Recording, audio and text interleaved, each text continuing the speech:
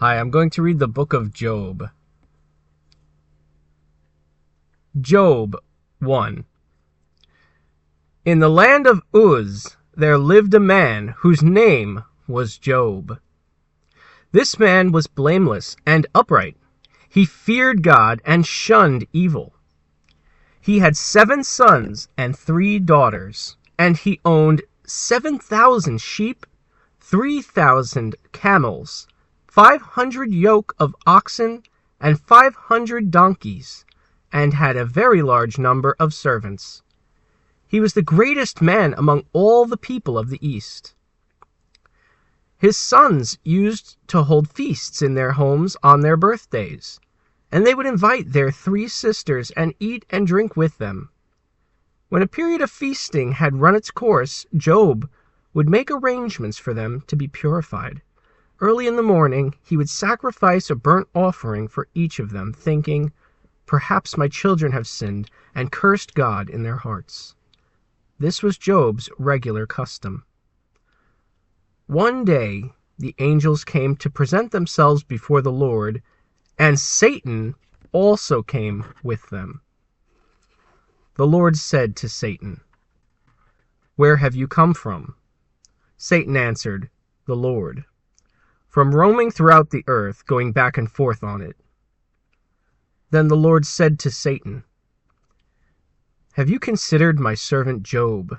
There is no one on earth like him. He is blameless and upright, a man who fears God and shuns evil." "Does Job fear God for nothing?" Satan replied. "Have you not put a hedge around him and his household and everything he has? You have blessed the work of his hands, so that his flocks and herds have spread throughout the land. But now stretch out your hand and strike everything he has, and he will surely curse you to your face." The Lord said to Satan, "Very well then, everything he has is in your power, but on the man himself do not lay a finger." Then Satan went out from the presence of the Lord. One day, when Job's sons and daughters were feasting and drinking wine at the oldest brother's house, a messenger came to Job and said, "The oxen were plowing and the donkeys were grazing nearby, and the Sabaeans attacked and made off with them. They put the servants to the sword, and I am the only one who has escaped to tell you." While he was still speaking, another messenger came and said, "The fire of God fell from the heavens and burned up the sheep and the servants, and I am the only one who has escaped to tell you."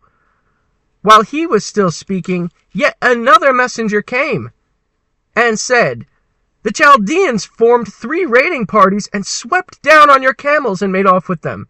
They put the servants to the sword, and I am the only one who has escaped to tell you." While he was still speaking, yet another messenger came and said, "Your sons and daughters were feasting and drinking wine at the oldest brother's house, when suddenly a mighty wind swept in from the desert and struck the 4 corners of the house. It collapsed on them, and they are dead. And I am the only one who has escaped to tell you." At this, Job got up and tore his robe and shaved his head. Then he fell to the ground in worship and said, "Naked I came from my mother's womb, and naked I will depart. The Lord gave, and the Lord has taken away. May the name of the Lord be praised." In all this, Job did not sin by charging God with wrongdoing. Job 2. On another day the angels came to present themselves before the Lord, and Satan also came with them to present himself before them. When the Lord said to Satan, "Where have you come from?" Satan answered the Lord, "From roaming throughout the earth, going back and forth on it." Then the Lord said to Satan, "Have you considered my servant Job? There is no one on earth like him. He is blameless and upright, a man who fears God and shuns evil. And he still maintains his integrity, though you incited me against him to ruin him without any reason." "Skin for skin," Satan replied. "A man will give all he has for his own life. But now stretch out your hand and strike his flesh and bones, and he will surely curse you to your face." The Lord said to Satan, "Very well then, he is in your hands, but you must spare his life." So Satan went out from the presence of the Lord and afflicted Job with painful sores from the soles of his feet to the crown of his head. Then Job took a piece of broken pottery and scraped himself with it as he sat among the ashes. His wife said to him, "Are you still maintaining your integrity? Curse God and die." He replied, "You are talking like a foolish woman. Shall we accept good from God and not trouble?" In all this, Job did not sin in what he said. When Job's 3 friends, Eliphaz the Temanite, Bildad the Shuhite, and Zophar the Naamathite, heard about the troubles that had come upon him, they set out from their homes and met together by agreement to go and sympathize with him and comfort him. When they saw him from a distance, they could hardly recognize him. They began to weep aloud, and they tore their robes and sprinkled dust on their heads. Then they sat down on the ground with him for 7 days and 7 nights. No one said a word to him, because they saw how great his suffering was. Job 3. After this, Job opened his mouth and cursed the day of his birth. He said, "May the day of my birth perish, and the night that said a boy is conceived. That day may it turn to darkness. May God above not care about it. May no light shine on it. May gloom and utter darkness claim it once more. May a cloud settle over it. May blackness overwhelm it. That night may thick darkness seize it. May it not be included among the days of the year. May it not be entered into any of the months. May that night be barren. May no shout of joy be heard in it. May those who curse days curse that day, those who are ready to rouse Leviathan. May its morning stars become dark. May it wait in daylight in vain, and not see the first rays of dawn. For it did not shut the doors of the womb on me to hide troubles from my eyes. Why did I not perish at birth, and die as I came from the womb? Why were there knees to receive me, and breasts that I might be nursed? For now I would be lying down in peace. I would be asleep and at rest with the kings and rulers of the earth, who built for themselves places now lying in ruins, with princes who had gold, who filled their houses with silver. Or why was I not hidden away in the ground like a stillborn child, like an infant who never saw the light of day? There the wicked cease from turmoil, and there the weary are at rest. Captives also enjoy their ease. They no longer hear the slave drivers shout. The small and the great are there, and the slaves are freed from their owners. Why is light given to those in misery, and life to the bitter of soul, to those who long for death that does not come, who search for it more than for hidden treasure, who are filled with gladness and rejoice when they reach the grave? Why is life given to a man whose way is hidden from God, and that has been hedged in? For sighing has become my daily food. My groans pour out like water. What I feared has come upon me. What I dreaded has happened to me. I have no peace, no quietness. I have no rest, but only turmoil. Job 4. Then Eliphaz the Temanite replied, "If someone ventures a word with you, would you be impatient? But who can keep from speaking? Think how you have instructed many, how you have strengthened feeble hands. Your words have supported those who stumbled. You have strengthened faltering knees. But now trouble comes to you, and you are discouraged. It strikes you, and you are dismayed. Should not your piety be your confidence, and your blameless ways your hope? Consider now, who being innocent has ever perished? Where were the upright ever destroyed? As I have observed, those who plow evil and those who sow trouble reap it. And the breath of God they perish. At the blast of his anger they are no more. The lions may roar and growl, yet the teeth of the great lions are broken. The lion perishes for lack of prey, and the cubs of the lioness are scattered. A word was secretly brought to me. My ears caught a whisper of it. Amid disquieting dreams in the night, when deep sleep falls on people, fear and trembling seized me and made all my bones shake. A spirit glided past my face, and the hair on my body stood on end. It stopped, but I could not tell what it was. A form stood before my eyes, and I heard a hushed voice. Can a mortal be more righteous than God? Can even a strong man be more pure than his Maker? If God places no trust in his servants, if he charges his angels with error, how much more those who live in houses of clay, whose foundations are in dust, and who are crushed more readily than a moth? Between dawn and dusk they are broken to pieces. Unnoticed they perish forever. Are not the cords of their tent pulled up so that they die without wisdom? Job 5. Call if you will, but who will answer you? To which of the holy ones will you turn? Resentment kills a fool, and envy slays the simple. I myself have seen a fool taking root, but suddenly his house was cursed. His children are far from safety, crushed in court without a defender. The hungry consume his harvest, taking it even from among thorns, and the thirsty pant after his wealth. For hardships do not spring from the soil, nor does trouble sprout from the ground. Yet man is born to trouble as surely as sparks fly upward. But if I were you, I would appeal to God. I would lay my cause before him. He performs wonders that cannot be fathomed, miracles that cannot be counted. He provides rain for the earth. He sends water on the countryside. The lowly he sets on high, and those who mourn are lifted to safety. He thwarts the plans of the crafty so that their hands achieve no success. He catches the wise in their craftiness, and the schemes of the wily are swept away.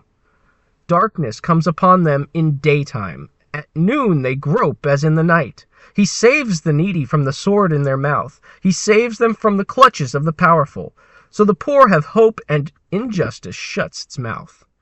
Blessed is the one whom God corrects. So do not despise the discipline of the Almighty. For he wounds, but he also binds up. He injures, but his hands also heal. From 6 calamities he will rescue you. In 7 no harm will touch you. In famine he will deliver you from death, and in battle from the stroke of the sword.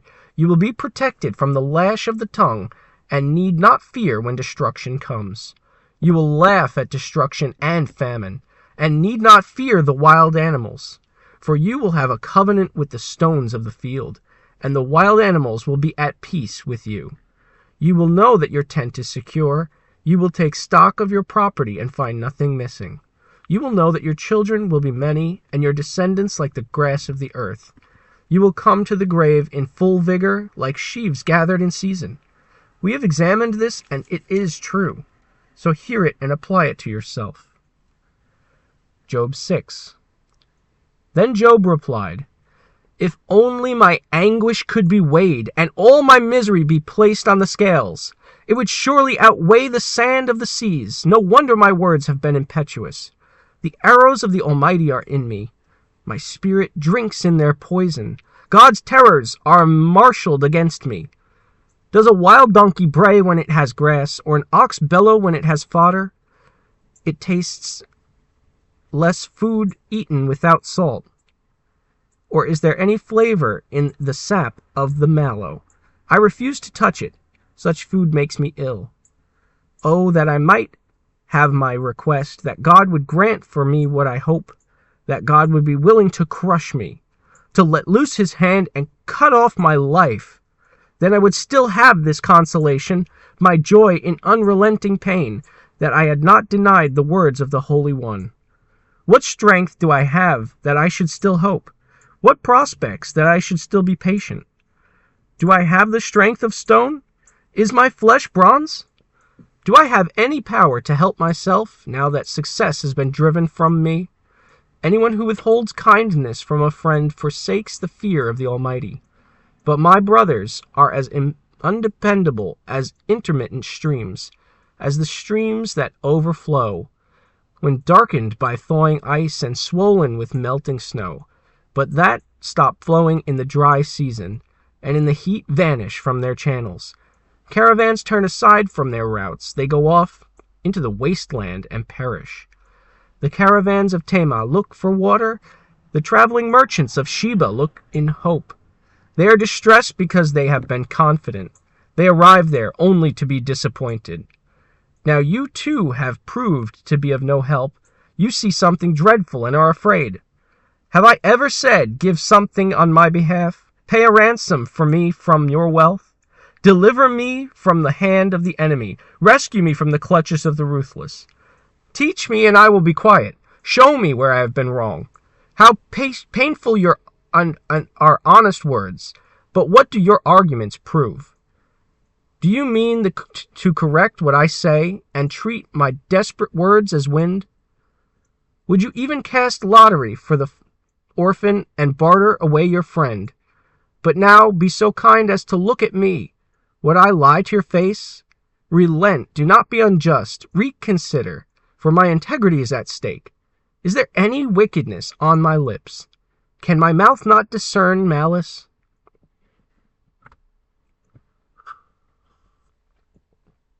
Job 7. Do not mortals have hard service on earth? Are not their days like those of hired laborers?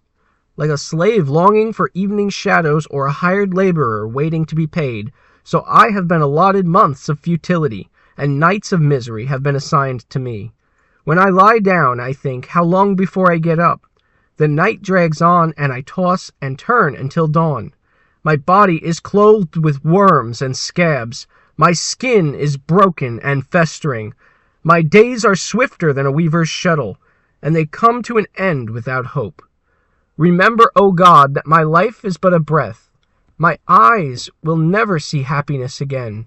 The eye that now sees me will no longer. You will look for me, but I will be no more. As a cloud vanishes and is gone, so one who goes down to the grave does not return. He will never come to his house again. His place will know him no more. Therefore I will not keep silent. I will speak out in the anguish of my spirit. I will complain in the bitterness of my soul. Am I the sea or the monster of the deep that you put me under guard? When I think my bed will comfort me, and my couch will ease my complaint, even then you frighten me with dreams and terrify me with visions, so that I prefer strangling and death rather than this body of mine. I despise my life. I would not live forever. Leave me alone. My days have no meaning. What is mankind that you make so much of them, that you give them so much attention, that you examine them every morning and test them every moment? Will you never look away from me, or let me alone even for an instant? If I have sinned, what have I done to you, who see everything we do? Why have you made me your target? Have I become a burden to you? Why do you not pardon my offenses and forgive my sins? For I will soon lie down in the dust. You will search for me, but I will be no more. Job 8. Then Bildad the Shuhite replied, How long will you say such things? Your words are a blustering wind. Does God pervert justice? Does the Almighty pervert what is right? When your children sinned against him, he gave them over to the penalty of their sin. But if you will seek God earnestly and plead with the Almighty, if you are pure and upright, even now he will rouse himself on your behalf and restore you to your proper state. Your beginnings will seem humble, so prosperous will your future be. Ask the former generation and find out what their ancestors learned. For we were born only yesterday and know nothing, and our days on earth are but a shadow. Will they not instruct you and tell you? Will they not bring forth words from their understanding? Can papyrus grow tall where there is no marsh? Can reeds thrive without water? While still growing and uncut, they wither more quickly than grass. Such is the destiny of all who forget God. So perishes the hope of the godless. What they trust in is fragile. What they rely on is a spider's web. They lean on the web, but it gives way, to cling to it, but does not hold. They are like a well-watered plant in the sunshine, spreading its shoots over the garden. It entwines its roots around a pile of rocks and looks for a place among the stones. But when it is torn from its spot, the place disowns it and says, I never saw you. Surely its life withers away, and from the soil other plants grow. Surely God does not reject one who is blameless, or strengthen the hands of evildoers. He will yet fill your mouth with laughter and your lips with shouts of joy. Your enemies will be clothed in shame, and the tents of the wicked will be no more. Job 9. Then Job replied, Indeed, I know that it is true, but how can mere mortals prove their innocence before God? Though they wished to dispute with him, they could not answer him 1 time out of 1,000. His wisdom is profound, his power is vast. Who has resisted him and come out unscathed? He moves mountains without their knowing it, and overturns them in his anger. He shakes the earth from its place, and makes its pillars tremble. He speaks to the sun, and it does not shine. He seals off the light of the stars. He alone stretches out the heavens, and treads on the waves of the sea. He is the maker of the Bear and Orion, the Pleiades, and the constellations of the south. He performs wonders that cannot be fathomed, miracles that cannot be counted. When he passes me, I cannot see him. When he goes by, I cannot perceive him. If he snatches away, who can stop him? Who can say to him, What are you doing? God does not restrain his anger. Even the cohorts of Rahab cowered at his feet. How then can I dispute with him? How can I find words to argue with him? Though I were innocent, I could not answer him. I could only plead with my judge for mercy. Even if I summoned him and he responded, I do not believe he would give me a hearing. He would crush me with a storm and multiply my wounds for no reason. He would not let me catch my breath, but would overwhelm me with misery. If it is a matter of strength, he is mighty, and if it is a matter of justice, who can challenge him? Even if I were innocent, my mouth would condemn me. If I were blameless, it would pronounce me guilty. Although I am blameless, I have no concern for myself. Despise my own life, I do. It is all the same. That is why I say, he destroys both the blameless and the wicked. When a scourge brings sudden death, he mocks the despair of the innocent. When a land falls into the hands of the wicked, he blindfolds its judges. If it is not he, then who is it? My days are swifter than a runner. They fly away without a glimpse of joy. Then they skim past like boats of papyrus, like eagles swooping down on their prey. If I say I will forget my complaint, I will change my expression and smile, I still dread all my sufferings, for I know you will not hold me innocent. Since I am already found guilty, why should I struggle in vain? Even if I washed myself with soap, and my hands with cleansing powder, would you plunge me into a slime pit, so that even my clothes would detest me? He is not a mere mortal like me that I might answer him, that we might confront each other in court. If only there were someone to mediate between us, someone to bring us together, someone to remove God's rod from me, so that this terror would frighten me no more. Then I would speak up without fear of him. But as it stands with me, I cannot. Job 10. I loathe my very life. Therefore I will give free rein to my complaint and speak out in the bitterness of my soul. I say to God, do not declare me guilty, but tell me what charges you have against me. Does it please you to oppress me, to spurn the work of your hands, while you smile on the plans of the wicked? Do you have eyes of flesh? Do you see as mortals see? Are your days not like those of a mortal, or your years like those of a strong man, that you must search out my faults and probe after my sin? Though you know that I am not guilty, and that no one can rescue me from your hand. Your hands shaped me and made me. Will you now turn and destroy me? Remember that you molded me like clay. Will you now turn me to dust again? Did you not pour me out like milk and curdle me like cheese, clothe me with skin and flesh, and knit me together with bones and sinews? You gave me life and showed me kindness, and in your providence watched over my spirit. But this is what you concealed in your heart, and I know that this was in your mind. If I sinned, you would be watching me, and would not let my offense go unpunished. If I am guilty, woe to me! Even if I am innocent, I cannot lift my head, for I am full of shame and drowned in my affliction. If I hold my head high, you would stalk me like a lion, and again display your awesome power against me. You bring new witnesses against me, and increase your anger towards me. Your force comes against me wave upon wave. Why then did you bring me out of the womb? I wish I had died before my eyes saw me. Any eye saw me. If only I had never come into being, or had been carried straight from the womb into the grave. Are not my few days almost over? Turn away from me so I can have a moment's joy, before I go to the place of no return, to the land of gloom and utter darkness, to the land of deepest night, of utter darkness and disorder, where even the light is like darkness. Job 11.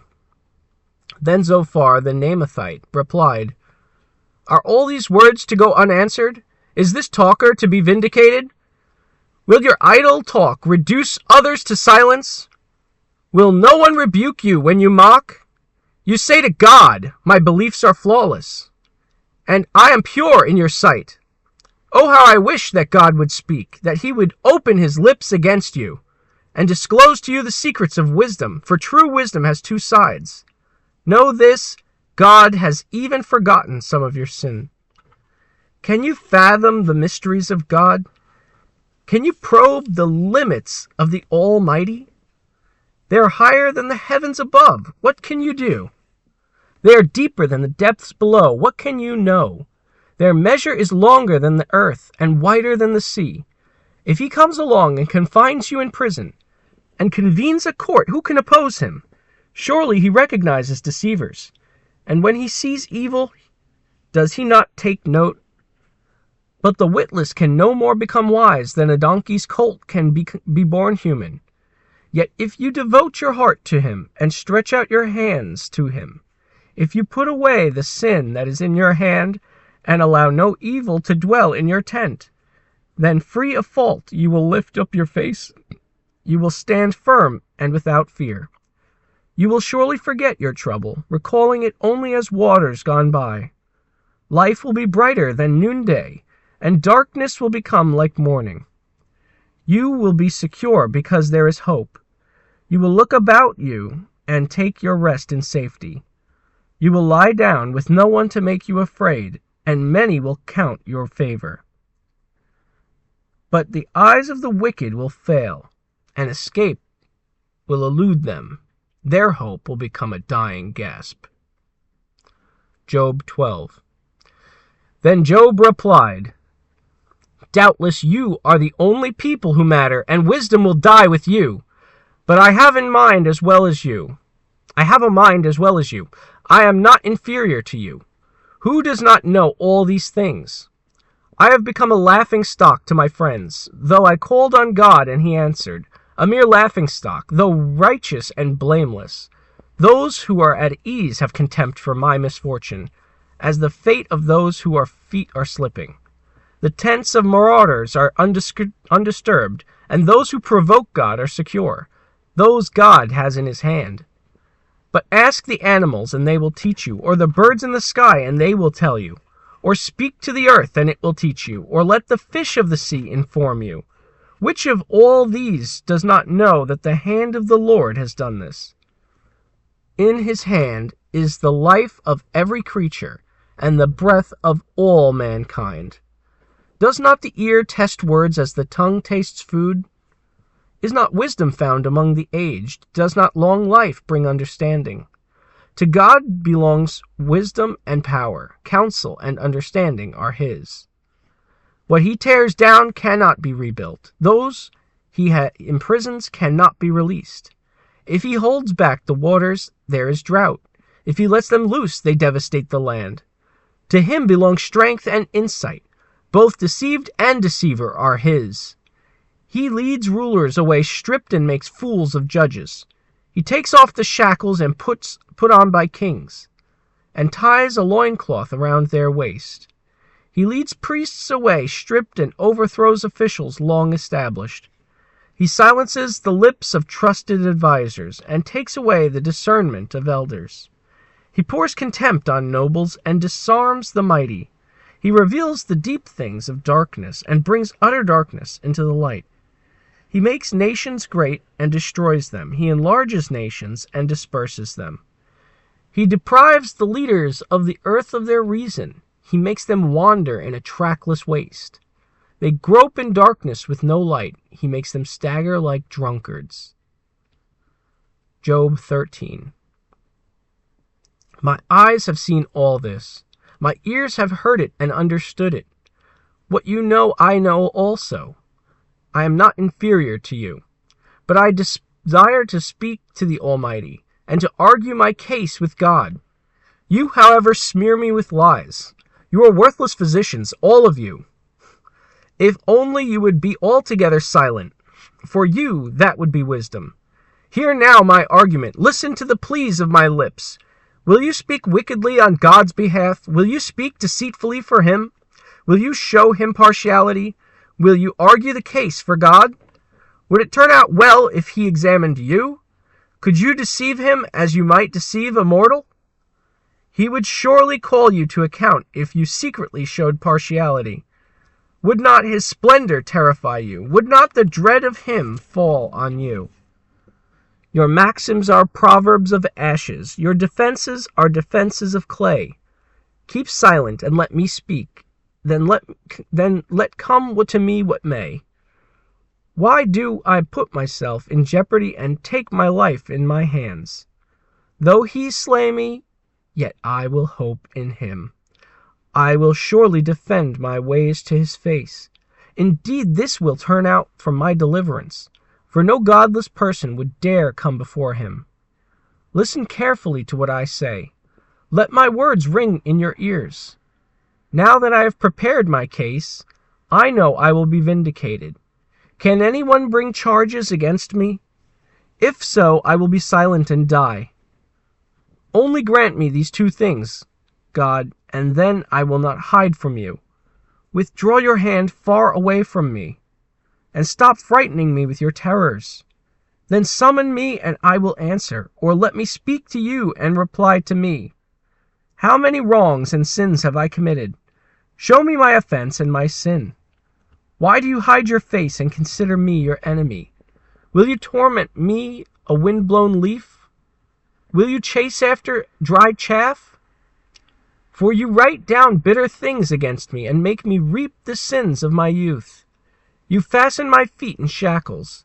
You keep close watch on all my paths, by putting marks on the soles of my feet. So man wastes away like something rotten, like a garment eaten by moths. Job 14. Mortals are born of women, are the few days and full of trouble. They spring up like flowers and wither away. Like fleeting shadows, they do not endure. Do you fix your eye on them? Will you bring them before your judgment? Who can bring what is pure from the impure? No one. A person's days are determined. You have decreed the number of his months. You have set limits he cannot exceed. So look away from him and let him alone, till he has put in his time like a hired laborer. At least there is hope for a tree. If it is cut down, it will sprout again, and its new shoots will not fail. Its roots may grow old in the ground, and its stump die in the soil. Yet at the scent of water it will bud, and put forth shoots like a plant. But a man dies and is laid low. His breath is last and is no more. As the water of a lake dries up, or a riverbed becomes parched and dry, so he lies down and does not rise. Till the heavens are no more, people will not wake, or be roused from their slumber. If only you would hide me in the grave, and conceal me till your anger passed. If only you would set me a time and remember me. If someone dies, will they again live? All the days of my hard service, I will wait for my renewal to come. You will call, and I will answer you. You will long for the creature your hands have made. Surely then you will count my steps, but not keep track of my sin. My offenses will be sealed up in a bag. You will cover over my sin. But as a mountain erodes and crumbles, and as a rock is moved from its place, as water wears away stones and torrents wash away the soil, so you destroy a person's hope. You overpower them once for all, and they are gone. You change their countenance and send them away. If their children are honored, they do not know it. If their offspring are brought low, they do not see it. They feel but the pain of their own bodies and mourn only for themselves.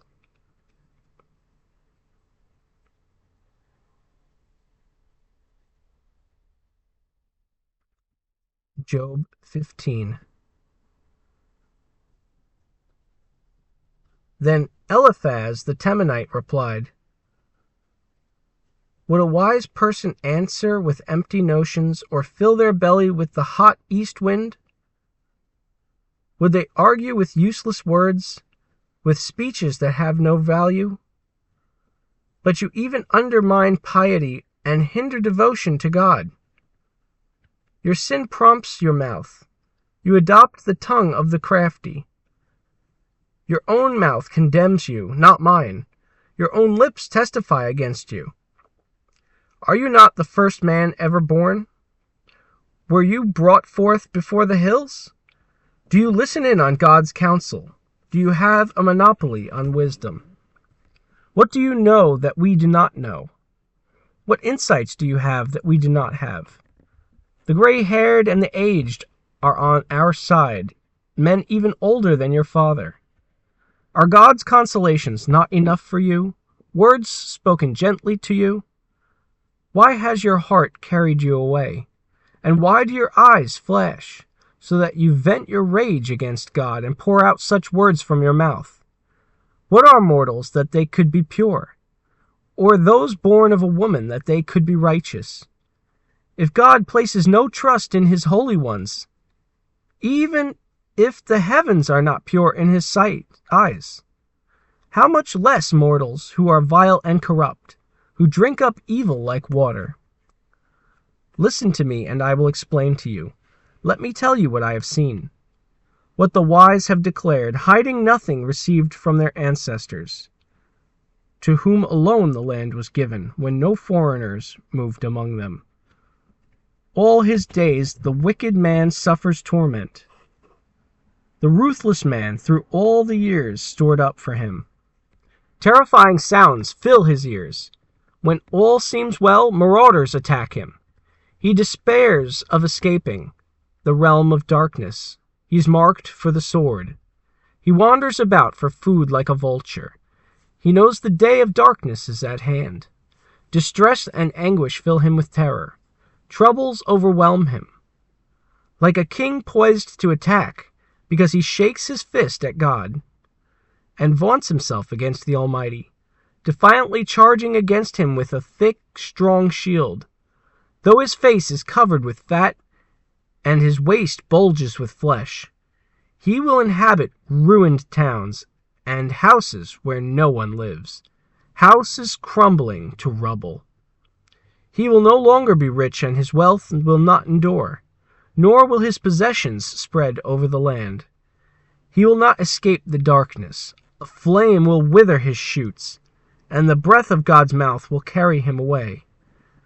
Let him not deceive himself by trusting what is worthless, for he will get nothing in return. Before his time he will wither, and his branches will not flourish. He will be like a vine stripped of its unripe grapes, like an olive tree shedding its blossoms. For the company of the godless will be barren, and fire will consume the tents of those who love bribes. They conceive trouble and give birth to evil. Their womb fashions deceit.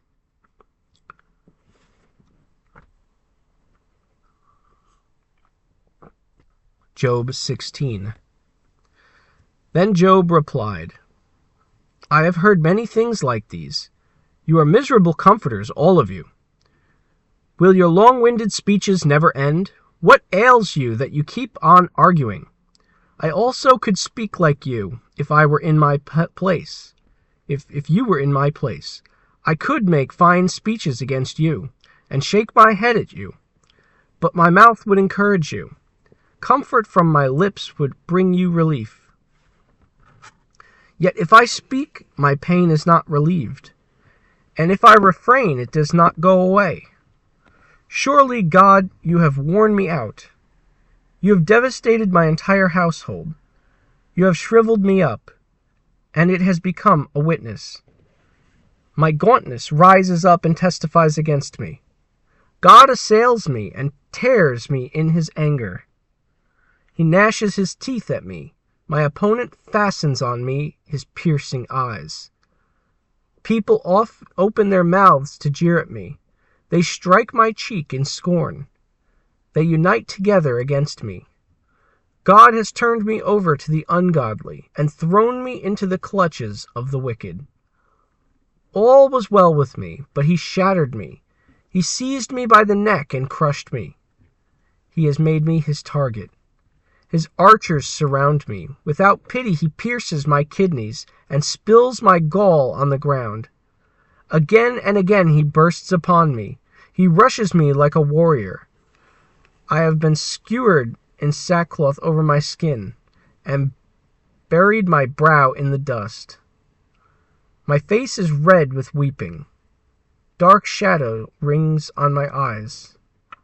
Yet my hands have been free of violence, and my prayer is pure.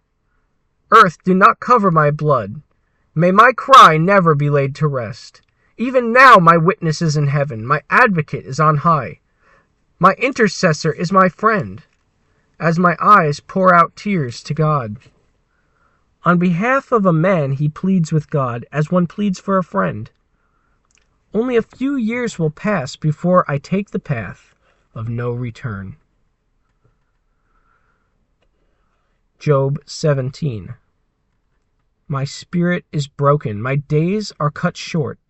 The grave awaits me. Surely mockers surround me. My eyes must dwell on their hostility. Give me, O God, the pledge you demand. Who else will put up alone for me? You have closed their minds to understanding. Therefore you will not let them triumph. If anyone denounces their friends for reward, the eyes of their children will fail. God has made me a byword to everyone, a man in whose face people spit. My eyes have grown dim with grief. My whole frame is but a shadow. The upright are appalled at this. The innocent are aroused against the ungodly. Nevertheless, the righteous will hold to their ways, and those with clean hands will grow stronger. But come on, all of you, try again. I will not find a wise man among you. My days have passed, my plans are shattered. Yet the desires of my heart turn night into day. In the face of the darkness, light is near. If the only home I hope for is the grave, if I spread out my bed in the realm of darkness, if I say to corruption, you are my father, and to the worm, my mother, or my sister, where then is my hope? Who can see any hope for me? Will it go down to the gates of death? Will we descend together into the dust?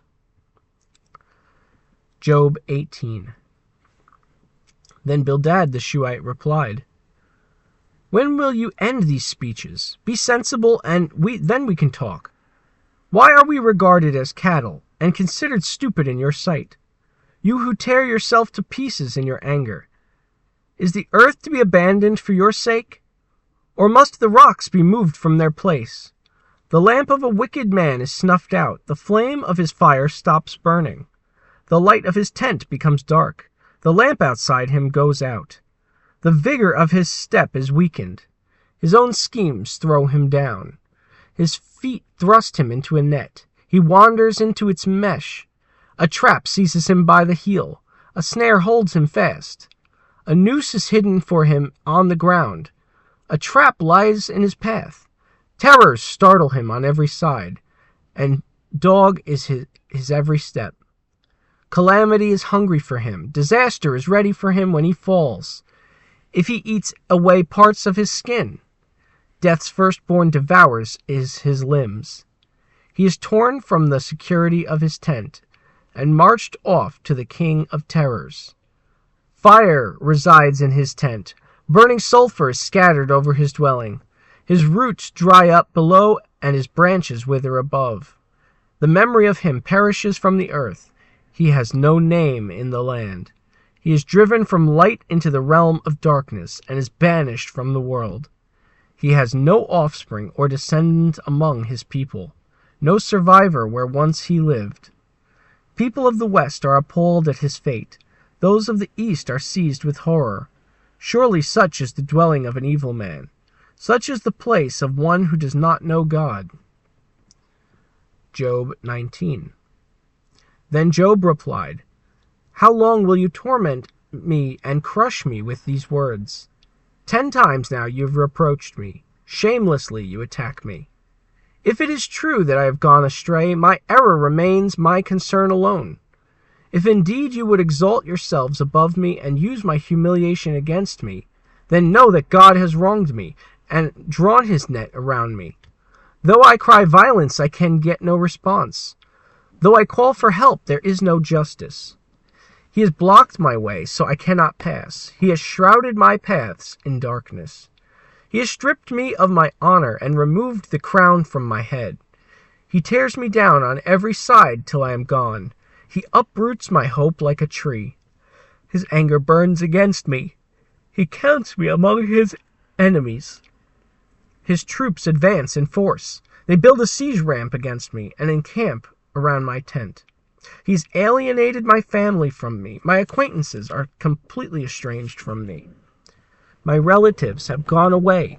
My closest friends have forgotten me. No guest and female servant count me as a native, only a foreigner. They look on me as a stranger. I summon my servant, but he does not answer, though I beg him with my own mouth. My breath is offensive to my wife. I am loathsome to my own family. Even the little boys scorn me. When I appear, they ridicule me. All my intimate friends detest me. Those I love have turned against me. I am nothing but skin and bones. I have escaped only by the skin of my teeth. Have pity on me, my friends. Have pity, for the hand of God has struck me. Why do you pursue me as God does? Will you never get enough of my flesh? Oh, that my words were recorded, that they were written on a scroll, that they were inscribed with an iron tool on lead, or engraved in a rock forever. I know that my Redeemer lives, and that in the end he will stand on the earth.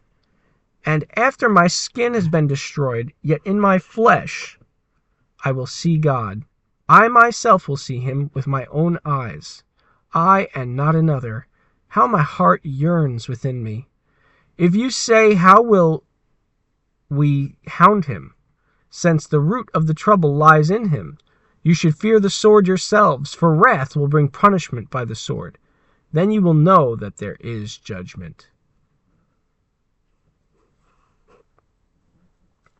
Job 20. Then Zophar the Naamathite replied, My troubled thoughts prompt me to answer, because I am greatly disturbed. I hear a rebuke that dishonors me, and my understanding inspires me to reply. Surely you know how it has been of old, ever since mankind was placed on the earth, that the myrrh of the wicked is brief, and the joy of the godless lasts but a moment. Though the pride of the godless person reaches the heavens, and his head touches the clouds, he will perish forever like his own dung. Those who have seen him will say, Where is he?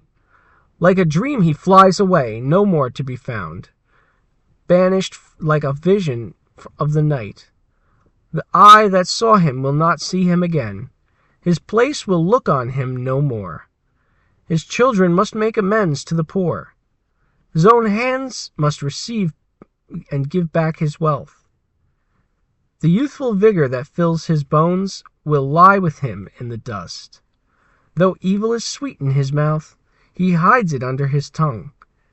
Though he cannot bear to let it go, he lets it linger in his mouth. Yet his food will turn sour in his stomach. It will become the venom of serpents within him. He will spit out the riches he swallowed. God will make his stomach vomit them up. He will suck the poison of serpents. The fangs of an adder will kill him. He will not enjoy the streams and rivers flowing with honey and cream. What he toiled for he must eat, give back uneaten. He will not enjoy the profit from his trading, for he has oppressed the poor and left them destitute. He has seized houses he did not build. Surely he will have no respite from his craving. He cannot save himself by his treasure. Nothing is left for him to devour. His prosperity will not endure. In the midst of his plenty, distress will overtake him. The full force of misery will come upon him. When he has fulfilled his belly, God will vent his burning anger on him and rain down blows on him. Though he flees from an iron weapon, a bronze-tipped arrow will pierce him. He pulls it out of his back, the gleaming point out of his liver. Terrors will come over him. Total darkness lies in wait for his treasures. A fire unfanned will consume him and devour what is left in his tent. The heavens will expose his guilt. The earth will rise up against him. A flood will carry him and his house off. Rushing waters on the day of God's wrath. Such is the fate God allots the wicked, the heritage appointed for them by God.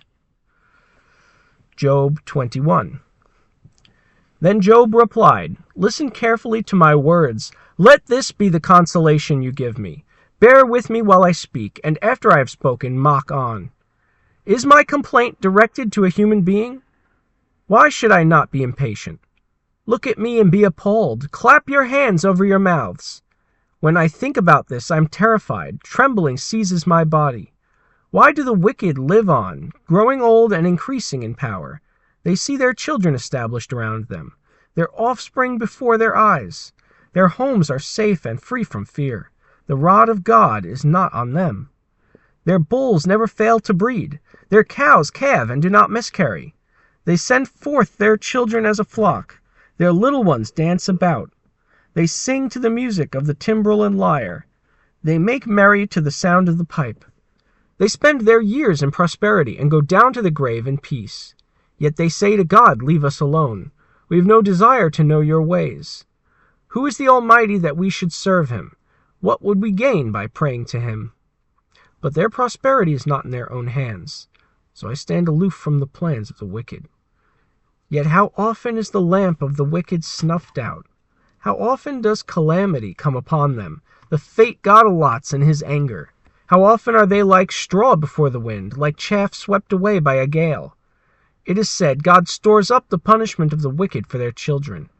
Let him repay the wicked so that they themselves will experience it. Let their own eyes see their destruction. Let them drink the cup of the wrath of the Almighty. For what do they care about the families they leave behind when their allotted months come to an end? Can anyone teach knowledge to God, since he judges even the highest?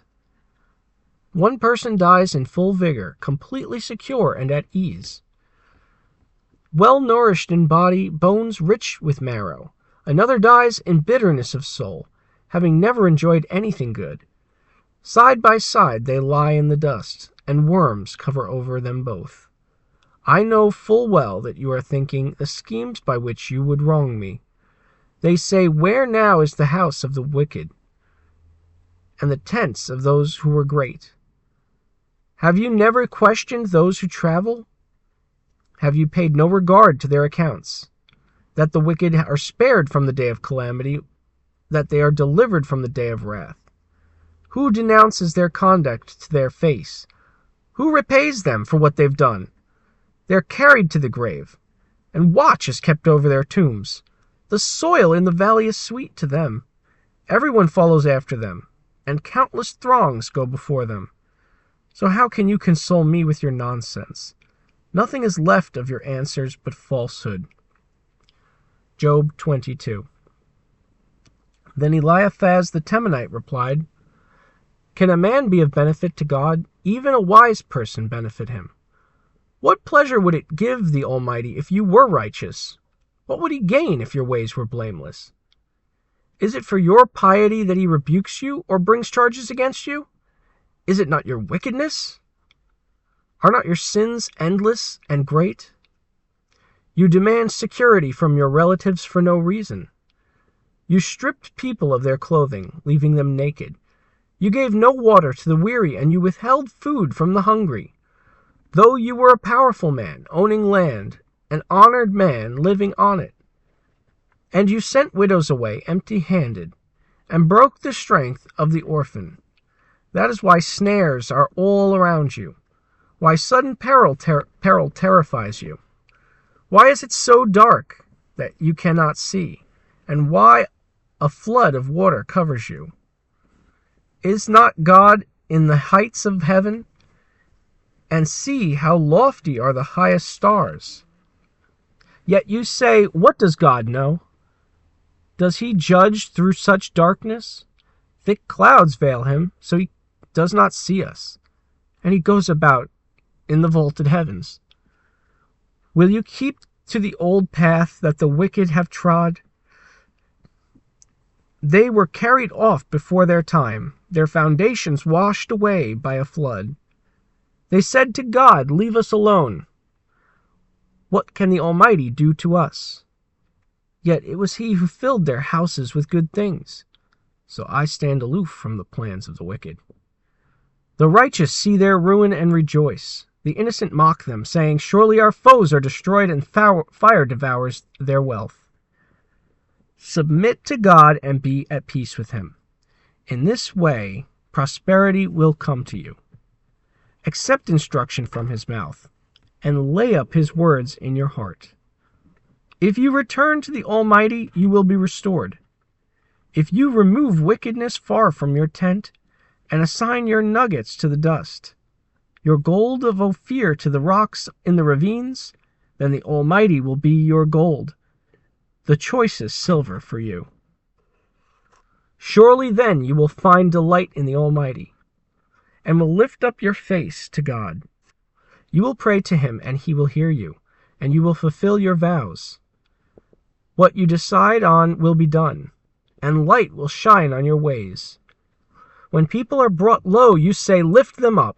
Then he will save them, even the downcast. He will deliver even one who is not innocent, who will be delivered through the cleanness of your hands.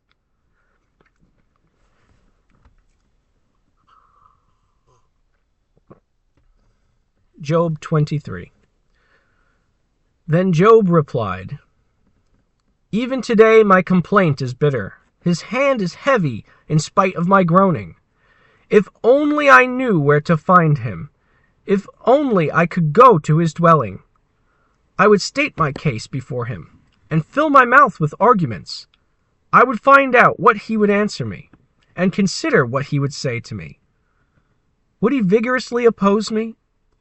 No, he would press charges against me. There the upright can establish their innocence before him, and there I would be delivered forever from my judge. But if I go to the east, he is not there. If I go to the west, I do not find him. When he is at work in the north, I do not see him. When he turns to the south, I catch no glimpse of him. But he knows the way I take. When he has tested me, I will come forth as gold. My feet have completely followed his steps. I have kept to his way without turning aside. I have not departed from the commands of his lips. I have treasured the words of his mouth more than my daily bread. But he stands alone. Who can oppose him? He does whatever he pleases. He carries out his decree against me, and many such plans he still has in store. That is why I am terrified before him. When I think of all this, I fear him. God has made my heart faint. The Almighty has terrified me. Yet I am not silenced by the darkness, by the thick darkness that covers my face. Job 24. Why does the Almighty not set times for judgment? Why must those who know him look in vain for such days? There are those who move boundary stones. They pasture flocks they have stolen. They drive away the orphan's donkey. They take the widow's ox in pledge. They thrust the needy from the path and force all the poor of the land into hiding. Like wild donkeys in the desert, the poor go about their labor or foraging food. The wasteland provides food for their children. They gather their fodder in the fields and glean in the vineyards of the wicked. Lacking clothes, they spend the night naked. They have nothing to cover themselves in the cold. They are drenched by the mountain rains and hug the rocks for lack of shelter. The fatherless child is snatched from the breast. The infant of the poor is seized for a debt.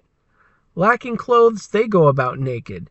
They carry the sheaves, but still go hungry. They crush olives among the terraces. They tread the winepresses, yet suffer thirst. The groans of the dying rise from the city, and the souls of the wounded cry out for help. But God charges no one with wrongdoing. There are those who rebel against the light, who do not know its ways or stay in its paths. When daylight is gone, the murderers rise up, kill the poor and needy, and in the night steal forth like a thief. The eye of the adulterer watches for dusk. He thinks, "No eye will see me," and he keeps his face concealed. In the dark, thieves break into houses, but by day they shut themselves in. They want nothing to do with the light. For all of them, midnight is their morning. They will make friends with the terrors of darkness. Yet they are foam on the surface of the water. Their portion of the land is cursed, so that no one goes to the vineyards. As heat and drought snatch away the melted snow, so the grave snatches away those who have sinned. The womb forgets them. The worm feasts on them. The wicked are no longer remembered, but are broken like a tree. They prey on the barren and childless woman, and to the widow they show no kindness. But God drags away the mighty by his power. Though they become established, they have no assurance of life. He may let them rest in a fleeting feeling of security, but his eyes are on their ways. For a little while they are exalted, and then they are gone. They are brought low and gathered up like all others. They are cut off like the heads of grain. If this is not so, who can prove me false and reduce my words to nothing? Job 25. Then Bildad the Shuhite replied, "Dominion and awe belong to God. He establishes order in the heights of heaven. Can his forces be numbered? On whom does his light not rise? How then can a mortal be righteous before God? How can one born of a woman be pure? If even the moon is not bright, and the stars not pure in his sight, how much less a mortal who is but a maggot, a human being who's only a worm?" Job 26.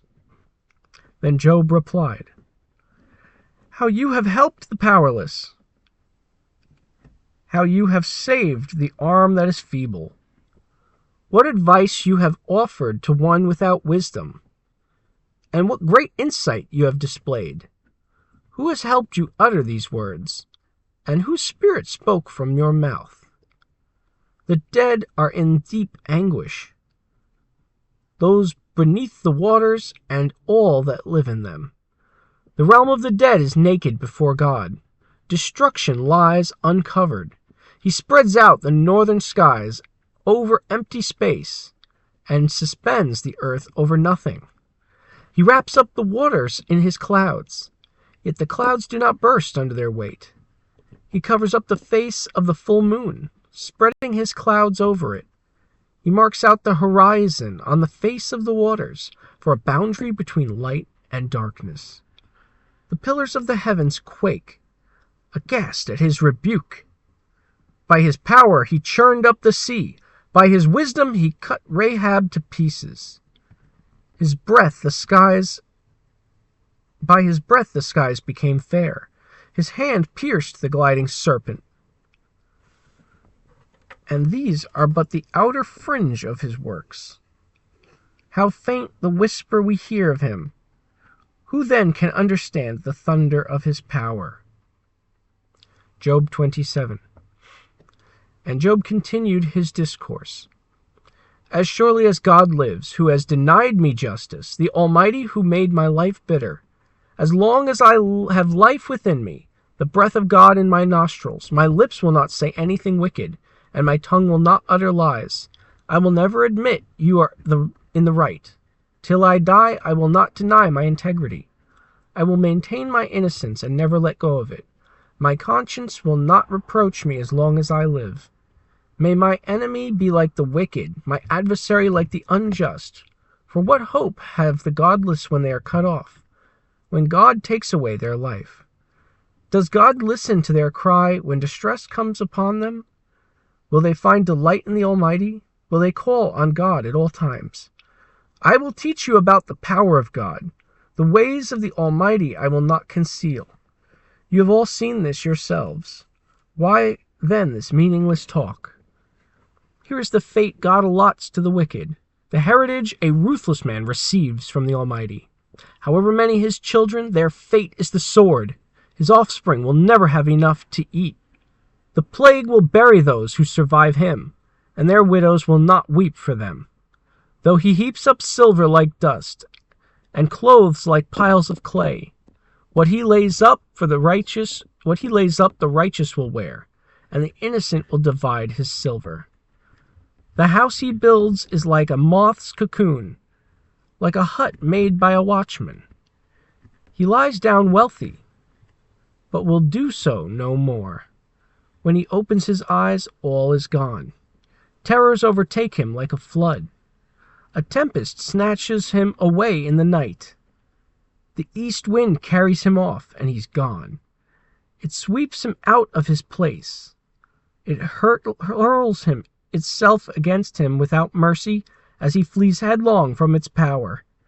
It clasps its hands in derision and hisses him out of his place. Job 28. There is a mine for silver, and a place where gold is refined.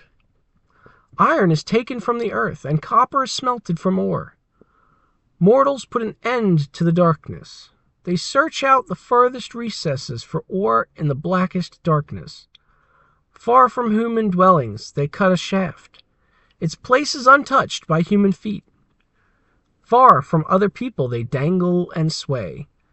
The earth from which food comes is transformed below as by fire. Lapis lazuli comes from its rocks, and its dust contains nuggets of gold. No bird of prey knows that hidden path. No falcon's eye has seen it. Proud beasts do not set their foot on it, and no lion prowls there. People assault the flinty rock with their hands, and lay bare the roots of the mountains. They tunnel through the rock. Their eyes see all its treasures. They search the sources of the rivers and bring hidden things to light. But where can wisdom be found? Where does understanding dwell? No mortal comprehends its worth. It cannot be found in the land of the living. The deep says, "It is not in me." The sea says, "It is not with me." It cannot be bought with the finest gold, nor can its price be weighed out in silver. It cannot be bought with the gold of Ophir, with precious onyx or lapis lazuli. Neither gold nor crystal can compare with it, nor can it be had for jewels of gold. Coral and jasper are not worthy of mention. The price of wisdom is beyond rubies. The topaz of Cush cannot compare with it. It cannot be bought with pure gold. Where does wisdom come from? Where does understanding dwell? It is hidden from the eyes of every living thing, concealed even from the birds in the sky. Destruction and death say, "Only a rumor of it has reached our ears." God understands the way to it, and he alone knows where it dwells. For he views the ends of the earth and sees everything under the heavens. When he established the force of the wind, he measured out the waters.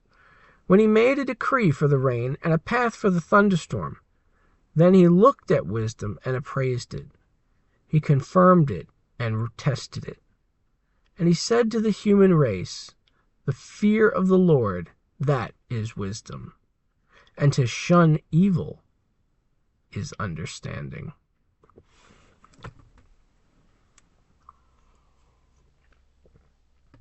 Job 29.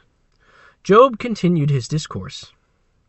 How I long for the months gone by, for the days when God watched over me, when his lamp shone on my head, and his light I walked by through the darkness. Oh, for the days when I was in my prime, when God's intimate friendship blessed my house, when the Almighty was still with me, and my children were around me, when my path was drenched with cream, and the rock poured out for me streams of olive oil. When I went to the gate of the city, and I took my seat in the public square, the young men saw me and stepped aside. The old men rose to their feet. The chief men restrained from speaking, and covered their mouths with their hands. The voices of the nobles were hushed, and their tongues stuck to the roof of their mouths. Whoever heard me spoke well of me, and those who saw me commended me, because I rescued the poor who cried for help, and the fatherless who had none to assist them. The one who was dying blessed me. I made the widow's heart sing. I put on righteousness as my clothing. Justice was my robe and my turban. I was eyes to the blind and feet to the lame. I was a father to the needy. I took up the case of the stranger. I broke the fangs of the wicked and snatched the victims from their teeth. I thought, I will die in my own house, my days as numerous as the grains of sand. My roots will reach to the water, and the dew will lie all night on my branches. My glory will not fade. The bow will be ever new in my hand. People listened to me expectantly, waiting in silence for my counsel. After I had spoken, they spoke no more. My words fell gently on their ears. They waited for me as for showers, and drank in my words as the spring rain. When I smiled at them, they scarcely believed it. The light of my face was precious to them. I chose the way for them and sat as their chief. I dwelt as a king among his troops. I was like one who comforts mourners. Job 30. But now they mock me, men younger than I, whose fathers I would have disdained. I put them with my sheepdogs. Of what use was the strength of their hands to me, since their vigor had gone from them? Haggard from want and hunger, they roamed the parched land, in desolate wastelands at night.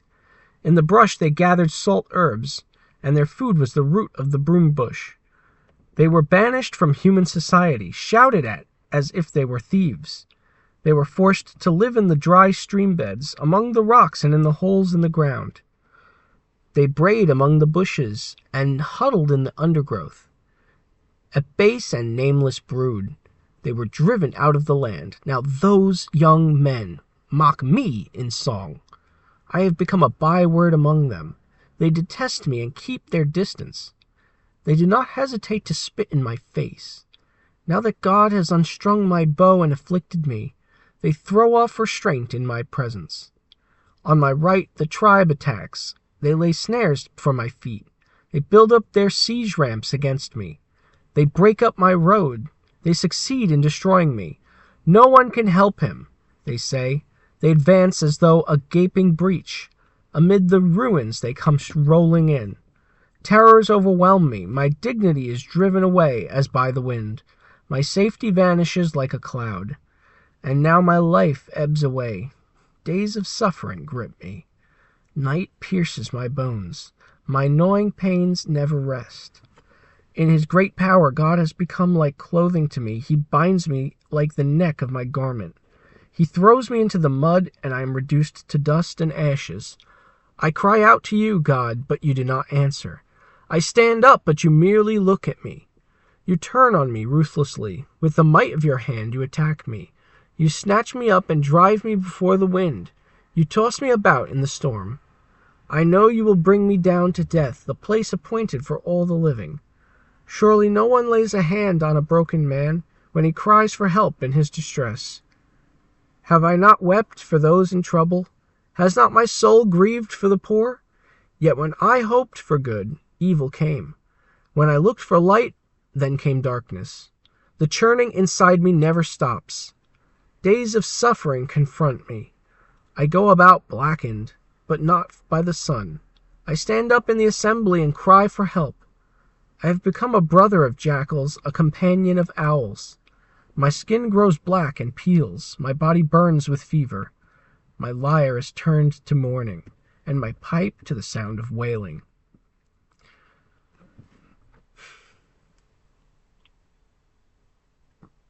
Job 31. I have made a covenant with my eyes, not to look lustfully at a young woman. For what is our lot from God above, our heritage from the Almighty on high? Is it not ruin for the wicked, disaster for those who do wrong? Does he not see my ways and count my every step? If I have walked with falsehood, or my foot was hurried after deceit, let God weigh me in honest scales, and he will know that I am blameless.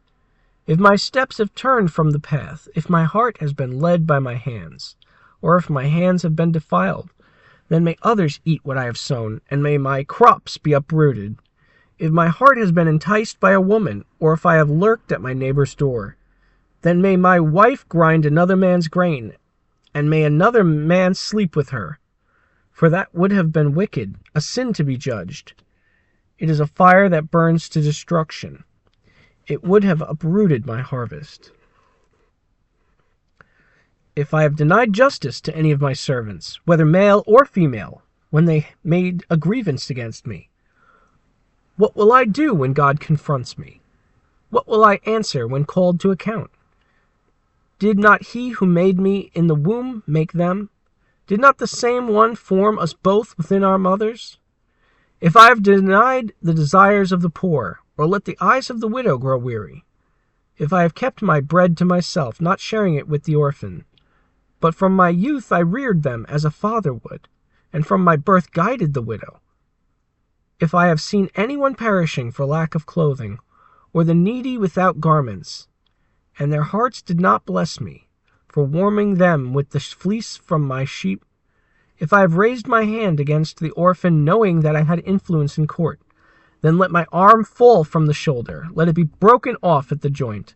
For I dreaded destruction from God, and for fear of his splendor I could not do such a thing. If I have put my trust in gold, and said to pure gold, you are my security. If I have rejoiced over my great wealth, the fortune my hands have gained.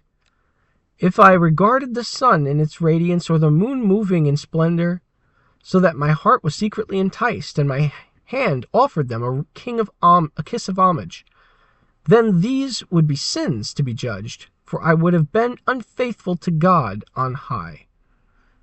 If I have rejoiced at my enemy's misfortune, or gloated over the trouble that came to him, if I have not allowed my mouth to sin by invoking a curse against their life, if those of my household have never said, who has not been filled with Job's meat? But no stranger had to spend the night in the street, for my door was always open to the traveler. If I have concealed my sin as people do, by hiding my guilt in my heart, because I so feared the crowd and so dreaded the contempt of the clans, that I kept silent and would not go outside. Oh, that I had someone to hear me! I sign now my defense. Let the Almighty answer me. Let my accuser put his indictment in writing. Surely I would wear it on my shoulder. I would put it on my head like a crown. I would give him an account of my every step. I would present it to him as a ruler. If my land cries out against me, and its furrows are wet with tears, if I have devoured its yield without payment, or broken the spirit of its tenants, then let briars come up instead of wheat, and stinkweed instead of barley. The words of Job are ended. Job 32. So these three men stopped answering Job, because he was righteous in his own eyes. But Elihu, son of Barachel, the Buzite, of the family of Ram, became very angry with Job for justifying himself rather than God. He was also angry with the three friends because they had not found any way to refute Job, and yet had not condemned him. Now Elihu had waited before speaking to Job, because they were older than he. But when he saw that the three men had nothing more to say, his anger was aroused. So Elihu, son of Barachel the Buzite, said, I am young in years, and you are old. That is why I was fearful, not daring to tell you what I know. I thought age should speak, advanced years should teach wisdom. But it is His Spirit in a person, the breath of the Almighty, that gives them understanding. It is not only the old who are wise, not only the aged who understand what is right. Therefore I say, listen to me. I too will tell you what I know. I waited while you spoke. I listened to your reasoning. While you were searching for words, I gave you my full attention. But not one of you has proved Job wrong. None of you has answered his arguments. Do not say we have found wisdom. Let God, not a man, refute him. But Job has not marshaled his words against me, and I will not answer him with your arguments. They are dismayed and have no more to say. Words have failed them. Must I wait, now that they are silent, now that they stand there with no reply? I too will have my say. I too will tell what I know. For I am full of words, and the Spirit within me compels me. Inside I am like a bottled-up wine, like new wineskins ready to burst. I must speak and find relief. I must open my lips and reply. I will show no partiality, nor will I flatter anyone. For if I were skilled in flattery, my Maker would soon take me away.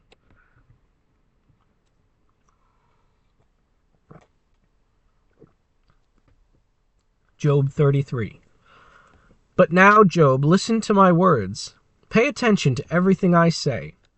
I am about to open my mouth. My words are on the tip of my tongue. My words come from an upright heart. My lips sincerely speak what I know. The Spirit of God has made me. The breath of the Almighty gives me life. Answer me then, if you can. Stand up and argue your case before me. I am the same as you in God's sight. I too am a piece of clay. No fear of me should alarm you, nor should my hand be heavy on you. But you have said in my hearing, I heard the very words, I am pure, I have done no wrong, I am clean and free from sin. Yet God has found fault with me. He considers me his enemy. He fastens my feet in shackles. He keeps close watch on all my paths. But I tell you, in this you are not right, for God is greater than any mortal. Why do you complain to him that he responds to no one's words? For God does speak, now one way, now another, though no one perceives it. In a dream, in a vision of the night, when deep sleep falls on people, as they slumber in their beds, he may speak in their ears and terrify them with warnings, to turn them from wrongdoing and keep them from pride, to preserve them from the pit, their lives from perishing by the sword. Or someone may be chastened on a bed of pain, with constant distress in their bones, so that their body finds food repulsive, and their souls loathe the choicest meal. Their flesh wastes away to nothing, and their bones, once hidden, now stick out. They draw near to the pit, and their life to the messengers of death.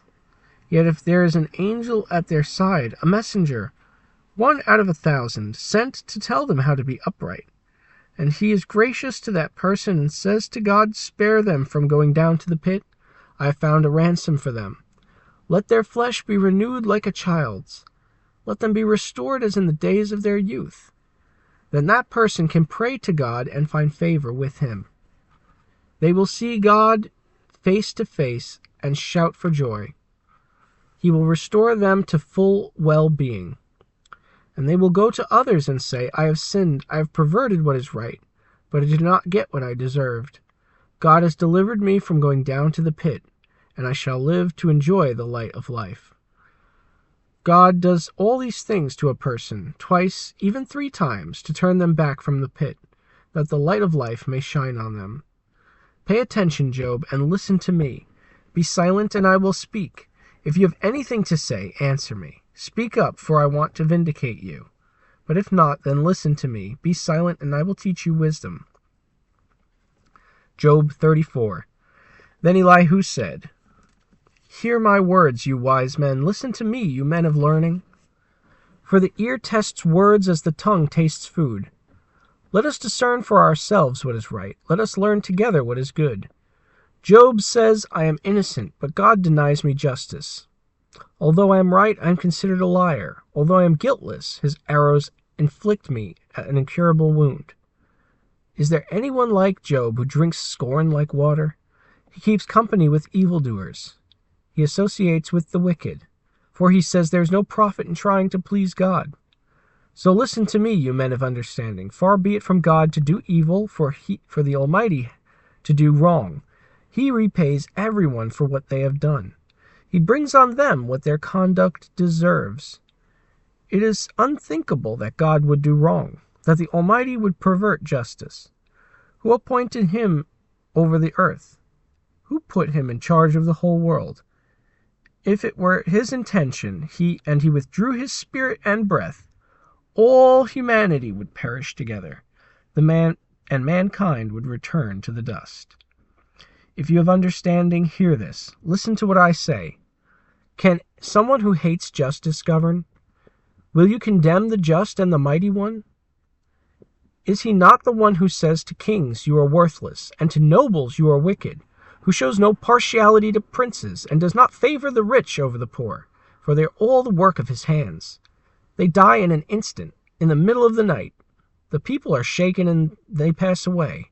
The mighty are removed without human hand. His eyes are on the ways of mortals. He sees their every step. There is no deep shadow, no utter darkness where evildoers can hide. God has no need to examine people further, that they should come before him for judgment. Without inquiry he shatters the mighty. He sets up others in their place. Because he takes note of their deeds, he overthrows them in the night, and they are crushed. He punishes them for their wickedness, where everyone can see them. Because they turned from following him and had no regard for any of his ways, they caused the cry of the poor to come before him, so that he has heard the cry of the needy. But if he remains silent, who can condemn him? If he hides his face, who can see him? Yet he is over individual and nation alike, to keep the godless from ruling, from laying snares for the people. Suppose someone says to God, I am guilty, but will offend no more. Teach me what I cannot see. If I have done wrong, I will not do so again. Should God then reward you on your terms when you refuse to repent? I must decide, not I, so tell me what you know. Men of understanding declare, wise men who hear me say, Job speaks without knowledge, his words lack insight. Oh, that Job might be tested to the utmost for answering like a wicked man. To his sin he adds rebellion. Scornfully he claps his hands among us and multiplies his words against God.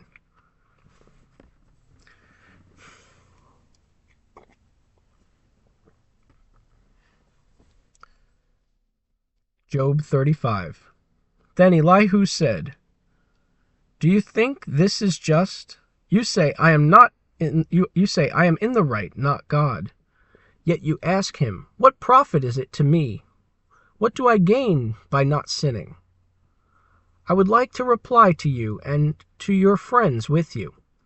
Look up at the heavens and see. Gaze at the clouds so high above you. If you sin, how does that affect him? If your sins are many, what does that do to him? If you're righteous, what do you give him? Or what does he receive as a reward from your hand? Your wickedness only affects humans like yourself, and your righteousness only other people. People cry out under a load of oppression. They plead for relief from the arm of the powerful. But no one says, Where is God my Maker, who gives songs in the night, who teaches us more than he teaches the beasts of the earth, and makes us wiser than the birds in the sky? He does not answer when people cry out because of the arrogance of the wicked. Indeed, God does not listen to their empty plea. The Almighty pays no attention to it. How much less then will he listen when you say that you do not see him? That your case is before him, and you must wait for him. And further, that his anger never punishes, and he does not take the least notice of the wicked. So Job opens his mouth with empty talk. Without knowledge he multiplies words. Job 36. Elihu continued, Bear with me a little longer, and I will show that there is no more to be said in God's behalf. except these things. I get my knowledge from afar. I will ascribe justice to my Maker. Be assured that my words are not false. One who has perfect knowledge is with you. God is mighty, but despises no one. He is mighty and firm in his purpose. He does not keep the wicked alive, but gives the afflicted their rights. He does not take his eyes off the righteous. He enthrones them with kings and exalts them forever. But if people are bound in chains, held fast by cords of affliction, he tells them what they have done, that they have sinned arrogantly. He makes them listen to correction and commands them to repent of their evil. If they obey and serve him, they will spend the rest of their days in prosperity and their years in contentment. But if they do not listen, they will perish by the sword and die without knowledge. The godless in heart harbor resentment. Even when he fetters them, they do not cry for help. They die in their youth among male prostitutes of the shrines. But those who suffer he delivers in their suffering. He speaks to them in their affliction. He is wooing you from the jaws of distress, to a spacious place free from restriction, to the comfort of your table laden with choice food. But now you are laden with the judgment due the wicked. Judgment and justice have taken hold of you. Be careful that no one entices you by riches. Do not let a large bribe turn you aside. Would your wealth or even all your mighty efforts sustain you so that you would not be in distress? Do not long for the night, to drag people away from their homes. Beware of turning to evil, which you seem to prefer to affliction. God is exalted in his power. Who is a teacher like him? Who has prescribed his ways for him, or said to him, "You have done wrong"? Remember to extol his work, which people have praised in song. All humanity has seen it. Mortals gaze on it from afar. How great is God beyond our understanding, the number of his years past finding out. He draws up the drops of water, which distill as rain to the streams. The clouds pour down their moisture, and abundant showers fall on mankind. Who can understand how he spreads out the clouds, how he thunders from his pavilion? See how he scatters his lightning about him, bathing in the depths of the sea. This is the way he governs the nations and provides food in abundance. He fills his hand with lightning and commands it to strike its mark. His thunder announces the coming storm. Even the cattle make known its approach. Job 37. At this my heart pounds and leaps from its place. Listen, listen to the roar of his voice, to the rumbling that comes from his mouth. He unleashes his lightning beneath the whole heaven and sends it to the ends of the earth. After that comes the sound of his roar. He thunders with his majestic voice. When his voice resounds, he holds nothing back. God's voice thunders in marvelous ways. He does great things beyond our understanding. He says to the snow, "Fall on the earth," and to the rain shower, "Be a mighty downpour," so that everyone he has made may know his work. He stops all people from their labor. The animals take cover, they remain in their dens. The tempest comes out from its chamber, the cold from the driving winds. The breath of God produces ice, and the broad waters become frozen. He loads the clouds with moisture. He scatters his lightning through them. At his direction they swirl around over the face of the whole earth, to do whatever he commands them. He brings the clouds to punish people, or to water his earth and show his love.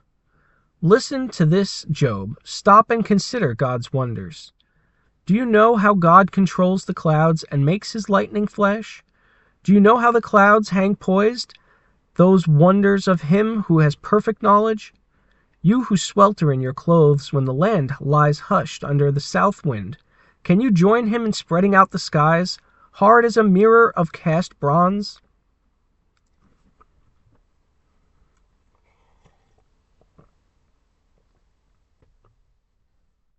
Tell us what we should say to him. We cannot draw up our case because of our darkness. Should he be told that I want to speak? Would anyone ask to be swallowed up? Now no one can look at the sun bright as it is in the skies after the wind has swept them clean.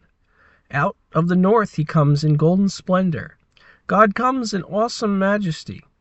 The Almighty is beyond our reach and exalted in power. In his justice and great righteousness he does not oppress. Therefore people revere him, for he does not have regard for all the wise of heart. Job 38. Then the Lord spoke to Job out of the storm. He said, "Who is this that obscures my plans with words without knowledge? Brace yourself like a man. I will question you, and you shall answer me. Were you with me? Where were you when I laid the earth's foundation? Tell me if you have understanding. Who marked off its dimensions? Surely you know. Who stretched a measuring line across it? On what were its footings set, or who laid its cornerstone? While the morning stars sang together and all the angels shouted for joy. Who shut up the sea beyond the doors, when it burst forth from the womb? When I made the clouds its garment and wrapped it in thick darkness? When I fixed limits for it and set its doors and bars in place? When I said, this far you may come and no further, here is where your proud waves halt. Have you ever given orders to the morning, or shown the dawn its place, that it might take the earth by the edges and shake the wicked out of it? The earth takes shape like clay under a seal. Its features stand out like those of a garment. The wicked are denied their light, and their upraised arm is broken. Have you journeyed to the springs of the sea, or walked in the recesses of the deep? Have the gates of death been shown to you? Have you seen the gates of the deepest darkness? Have you comprehended the vast expanses of the earth? Tell me if you know all this. What is the way to the abode of light? And where does darkness reside? Can you take them to their places? Do you know the paths to their dwellings? Surely you know, for you were already born. You've lived so many years. Have you entered the storehouses of snow, or seen the storehouses of hail, which I reserve for times of trouble, for days of war and battle? What is the way to the place where the lightning is dispersed, or the place where the east winds are scattered over the earth? Who cuts a channel for the torrents of rain, and a path for the thunderstorm, to water a land where no one lives, an uninhabited desert, to satisfy a desolate wasteland and make it sprout with grass? Does the rain have a father? Who fathers the drops of dew? From whose womb comes the ice? Who gives birth to the frost from the heavens when the waters become hard as stone, when the surface of the deep is frozen? Can you bind the chains of the Pleiades? Can you loosen Orion's belt? Can you bring forth the constellations in their seasons, or lead out the bear with its cubs? Do you know the laws of the heavens? Can you set up God's dominion over the earth? Can you raise your voice to the clouds and cover yourself with water of a flood? Do you send the lightning bolts on their way? Do they report to you, here we are? Who gives the ibis wisdom, or gives the rooster understanding?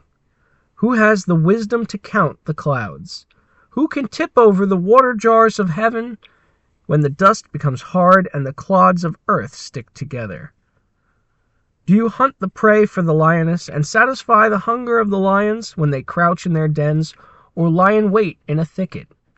Who provides food for the raven when it is young and cries out to God, and wander out about for lack of food?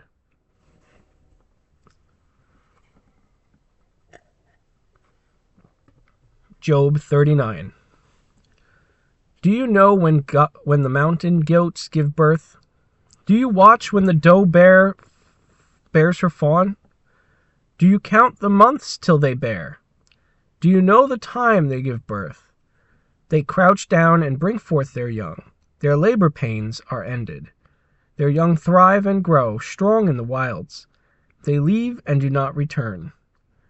Who let the wild donkeys go free? Who untied its ropes? I gave it the wasteland as its home, the salt flats as its habitat. It laughs at the commotion in the town. It does not hear a driver's shout. It ranges the hills for its pasture and searches for any green thing. Will the wild ox consent to serve you? Will it stay by your manger at night? Can you hold it to the furrow with a harness? Will it till the valleys behind you? Will you rely on it for its great strength? Will you leave your heavy work to it? Can you trust it to haul in your grain and bring it to your threshing floor? The wings of the ostrich flap joyfully, though they cannot compare to the wings and feathers of the stork. She lays her eggs on the ground and lets them warm in the stand, unmindful that a foot may crush them, that some wild animal may trample them. She treats her young harshly, as if they were not hers. She cares not that her labor was in vain, for God did not endow her with wisdom, or give her a share of good sense. Yet when she spreads her feathers to run, she laughs at horse and rider. Do you give the horse its strength, or clothe its neck with a flowing mane? Do you make it leap like a locust, striking terror with its proud snorting? It paws fiercely, rejoicing in its strength, and charges into the fray. It laughs at fear, afraid of nothing. It does not shy away from the sword. The quiver rattles against its side, along with the flashing spear and lance. In frenzied excitement, it eats up the ground. It cannot stand still when the trumpet sounds. At the blast of the trumpet, it snorts, aha! It catches the scent of battle from afar, the shout of commanders and the battle cry. Does the hawk take flight by your wisdom, and spread its wings toward the south? Does the eagle soar at your command, and build its nest on high? It dwells on a cliff, and stays there at night. A rocky crag is its stronghold. From there it looks for food. Its eyes detect it from afar. Its young ones feast on blood, and where the slain are, there it is. Job 40. The Lord said to Job, Will the one who contends with the Almighty correct him? Let him who accuses God, answer him. Then Job answered the Lord, I am unworthy. How can I reply to you? I put my hand over my mouth. I spoke once, but I have no answer. Twice, but I will say no more. Then the Lord spoke to Job out of the storm. Brace yourself like a man. I will question you, and you shall answer me. Would you discredit my justice? Would you condemn me to justify yourself? Do you have an arm like God's, and can your voice thunder like his? Then adorn yourself with glory and splendor, and clothe yourself in honor and majesty. Unleash the fury of your wrath, and look at those who are proud and bring them low. Look at all those who are proud and humble them. Crush the wicked where they stand. Bury them all in the dust together. Shroud their faces in the grave. Then I myself will admit to you that your own right hand can save you. Look at Behemoth, which I made along with you, and which feeds on grass like an ox. What strength it has in its loins, what power in the muscles of its belly. Its tail sways like a cedar. The sinews of its thighs are close-knit. Its bones are tubes of bronze. Its limbs are like rods of iron. It ranks first among the works of God. Yet its maker can approach it with his sword. The hills bring in their produce, and all the wild animals play nearby. Under the lotus plant it lies, hidden among the reeds in the marsh. The lotuses conceal it in their shadow. The poplars by the stream surround it. A raging river does not alarm it. It is secure, though the Jordan should surge against its mouth. Can anyone capture it by the eyes, or trap it and pierce its nose? Job 41. Can you pull in Leviathan with a fish hook, or tie down its tongue with a rope? Can you put a cord through its nose, or pierce its jaw with a hook?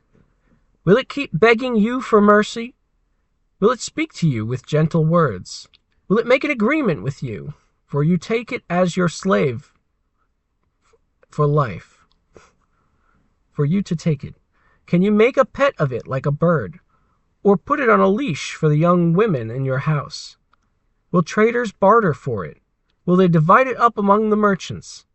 Can you fill its hide with harpoons or its head with fishing spears? If you lay a hand on it, you will remember the struggle and never do it again. Any hope of subduing it is false. The mere sight of it is overpowering. No one is fierce enough to rouse it. Who then is able to stand against me? Who has a claim against me that I must pay? Everything under heaven belongs to me. I will not fail to speak of Leviathan's limbs, its strength and its graceful form. Who can strip off its outer coat? Who can penetrate its double coat of armor? Who dares to open the doors of its mouth, ringed about with fearsome teeth? Its back has rows of shields tightly sealed together. Each is so close to the next that no air can pass between them. They are jointed fast to one another. They cling together and cannot be parted. Its snorting throws out flashes of light. Its eyes are like the rays of dawn. Flames stream from its mouth. Sparks of fire shoot out from it.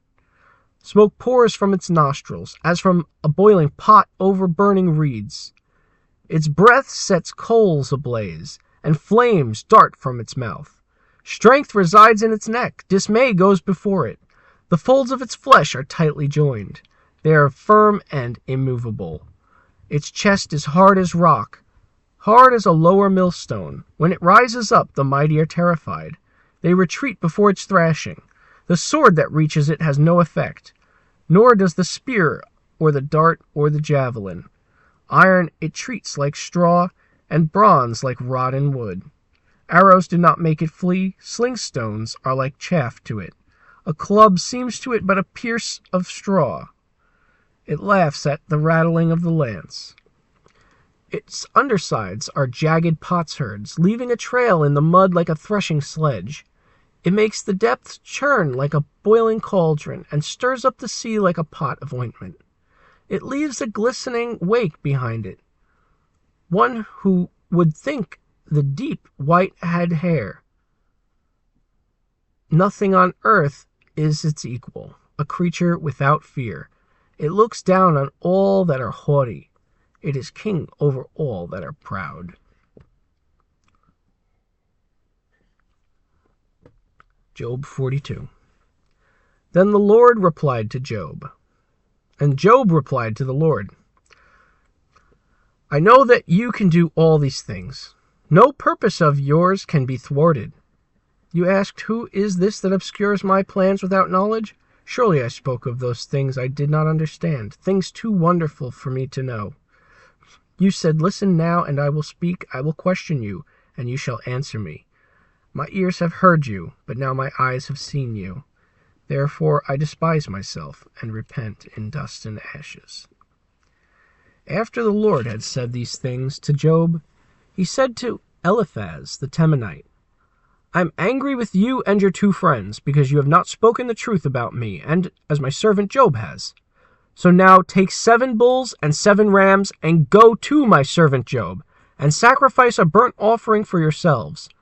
My servant Job will pray for you, and I will accept his prayer, and not deal with you according to your folly. You have not spoken the truth about me, as my servant Job has. So Eliphaz the Temanite, Bildad the Shuhite, and Zophar the Naamathite did what the Lord told them, and the Lord accepted Job's prayer. After Job had prayed for his friends, the Lord restored his fortunes, and gave him twice as much as he had before. All his brothers and sisters, and everyone who had known him before, came and ate with him in his house.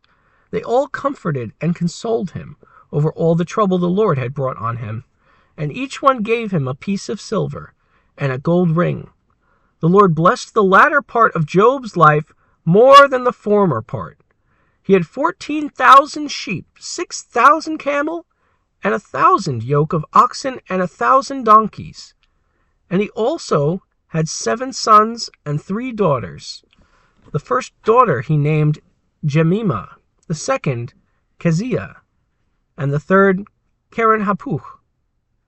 Nowhere in all the land were there found women as beautiful as Job's daughters, and their father granted them an inheritance along with their brothers. After this, Job lived 140 years. He saw his children and their children to the 4th generation. And so Job died, an old man and full of years. Thank you, and God bless you in Jesus' name.